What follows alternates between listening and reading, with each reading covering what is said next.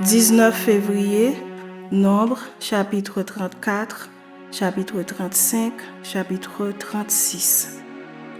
L'Éternel parla à Moïse et dit, « Donne cet ordre aux enfants d'Israël et dis-leur, quand vous serez entrés dans le pays de Canaan, ce pays deviendra votre héritage, le pays de Canaan, dont voici les limites. Le côté du midi commencera au désert de Sin près d'Édom. Ainsi, votre limite méridionale partira de l'extrémité de la mer Salée vers l'Orient. Elle tournera au sud de la montée d'Akrabim, passera par Sin et s'étendra jusqu'au midi de Kades Barnéa. Elle continuera par Hatsar Adar et passera vers Hatzmon. Depuis Hatzmon, elle tournera jusqu'au torrent d'Égypte pour aboutir à la mer. Votre limite occidentale sera la Grande Mer, ce sera votre limite à l'Occident. Voici quelle sera votre limite septentrionale. À partir de la Grande Mer, vous la tracerez jusqu'à la montagne de Hor. Depuis la montagne de Hor, vous la ferez passer par Hamath et arriver à Sedad. Elle continuera par Ziphron pour aboutir à Hatsar Enan. Ce sera votre limite au septentrion. Vous tracerez votre limite orientale de Hatsar Enan à Shepham. Elle descendra de Shepham vers Ribla à l'orient d'Aïn. Elle descendra et s'étendra le long de la mer de Kinéret à l'orient. Elle descendra encore vers le Jourdain pour aboutir à la mer Salée. Tel sera votre pays avec ses limites tout autour. Moïse transmit cet ordre aux enfants d'Israël et dit, « C'est là le pays que vous partagerez par le sort et que l'Éternel a résolu de donner aux 9 tribus et à la demi-tribu.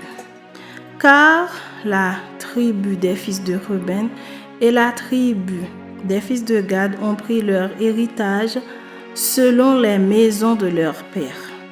La demi-tribu de Manassé a aussi pris son héritage.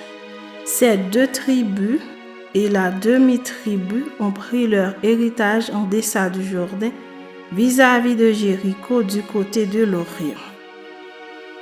L'Éternel parla à Moïse et dit, « Voici les noms des hommes qui partageront entre vous le pays, le sacrificateur Éléazar et Josué, fils de Nun.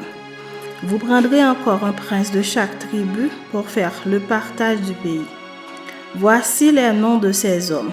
Pour la tribu de Juda, Caleb, fils de Jéphuné. Pour la tribu des fils de Siméon, Samuel, fils d'Amihud. Pour la tribu de Benjamin, Élidad, fils de Kislon. Pour la tribu des fils de Dan, le prince Buki, fils de Jogli. Pour les fils de Joseph, pour la tribu des fils de Manassé, le prince Aniel, fils d'Éphod. Et pour la tribu des fils d'Éphraïm, le prince Kemuel, fils de Shiftan. Pour la tribu des fils de Zabulon, le prince Élisaphan, fils de Parnac.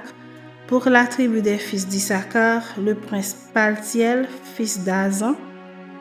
Pour la tribu des fils d'Azer, le prince Aïud, fils de Shelomi.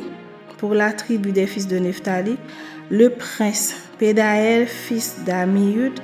Tels sont ceux à qui l'Éternel ordonna de partager le pays de Canaan entre les enfants d'Israël. Chapitre 35. L'Éternel parla à Moïse dans les plaines de Moab près du Jourdain, vis-à-vis de Jéricho. Il dit, « Ordonne aux enfants d'Israël d'accorder aux Lévites sur l'héritage qu'ils posséderont des villes où ils puissent habiter. Vous donnerez aussi aux Lévites une banlieue autour de ces villes. Ils auront les villes pour y habiter. Et les banlieues seront pour leur bétail, pour leurs biens et pour tous leurs animaux. Les banlieues des villes que vous donnerez aux Lévites auront à partir du mur de la ville et au dehors 1000 coudées tout autour. Vous mesurerez en dehors de la ville 2000 coudées pour le côté oriental, 2000 coudées pour le côté méridional, 2000 coudées pour le côté occidental et 2000 coudées pour le côté septentrional. La ville sera au milieu. Tels seront les banlieues de leur ville.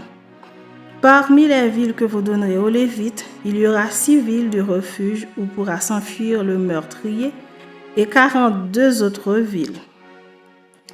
Total des villes que vous donnerez aux Lévites, 48 villes avec leurs banlieues. Les villes que vous donnerez sur les propriétés des enfants d'Israël seront livrées en plus grand nombre par ceux qui en ont le plus et en plus petit nombre par ceux qui en ont moins. Chacun donnera de ces villes aux Lévites à proportion de l'héritage qu'il possédera. L'Éternel parla à Moïse et dit, « Parle aux enfants d'Israël et dis-leur, lorsque vous aurez passé le Jourdain et que vous serez entrés dans le pays de Canaan, vous vous établirez des villes qui soient pour vous des villes de refuge, où pourra s'enfuir le meurtrier qui aura tué quelqu'un involontairement. Ces villes vous serviront de refuge contre le vengeur du sang, afin que le meurtrier ne soit point mis à mort avant d'avoir comparu devant l'assemblée pour être jugé. Des villes que vous donnerez ici seront pour vous des villes de refuge. Vous donnerez 3 villes au-delà du Jourdain et vous donnerez 3 villes dans le pays de Canaan. Ce seront des villes de refuge. Ces 6 villes serviront de refuge aux enfants d'Israël, à l'étranger et à celui qui demeure au milieu de vous. Là pourra s'enfuir tout homme qui aura tué quelqu'un involontairement. Si un homme frappe son prochain avec un instrument de fer et que la mort en soit la suite, c'est un meurtrier. Le meurtrier sera puni de mort. S'il le frappe, tenant à la main une pierre qui puisse causer la mort et que la mort en soit la suite, c'est un meurtrier. Le meurtrier sera puni de mort. S'il le frappe, tenant à la main un instrument de bois qui puisse causer la mort et que la mort en soit la suite, c'est un meurtrier. Le meurtrier sera puni de mort. Le vengeur du sang fera mourir le meurtrier. Quand il le rencontrera, il le tuera. Si un homme pousse son prochain par un mouvement de haine, ou s'il jette quelque chose sur lui avec préméditation et que la mort en soit la suite, ou s'il le frappe de sa main par inimitié et que la mort en soit la suite, celui qui a frappé sera puni de mort. C'est un meurtrier. Le vengeur du sang tuera le meurtrier quand il le rencontrera.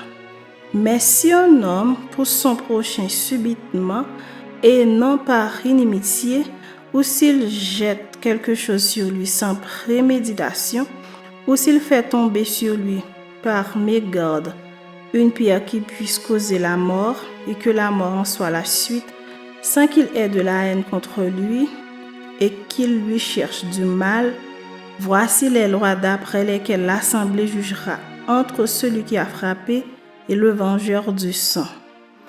L'assemblée délivrera le meurtrier de la main du vengeur du sang et le fera retourner dans la ville de refuge où il s'était enfui.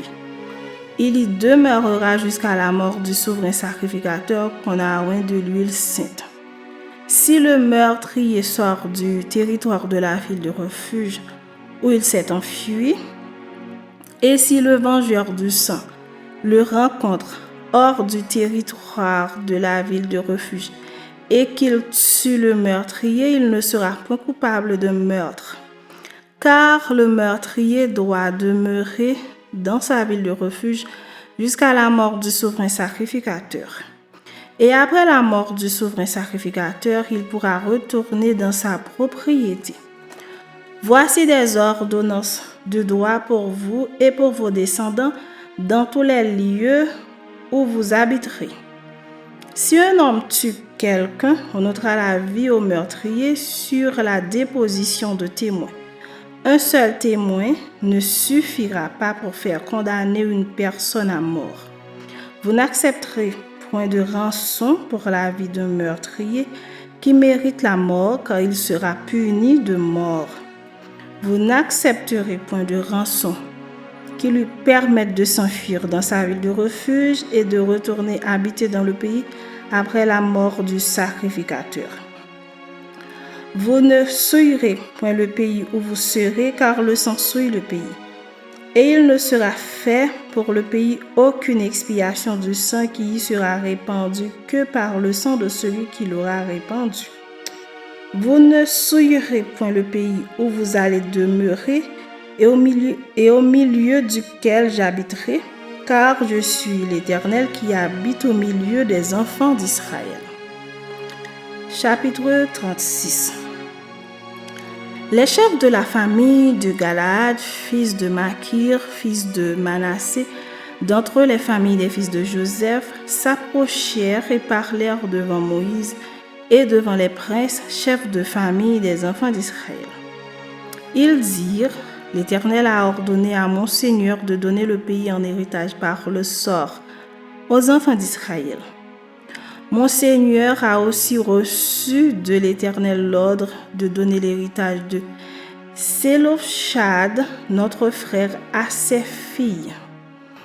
Si elles se marient à l'un des fils d'une autre tribu des enfants d'Israël, leur héritage sera retranché de l'héritage de nos pères et ajouté à celui de la tribu à laquelle elles appartiendront.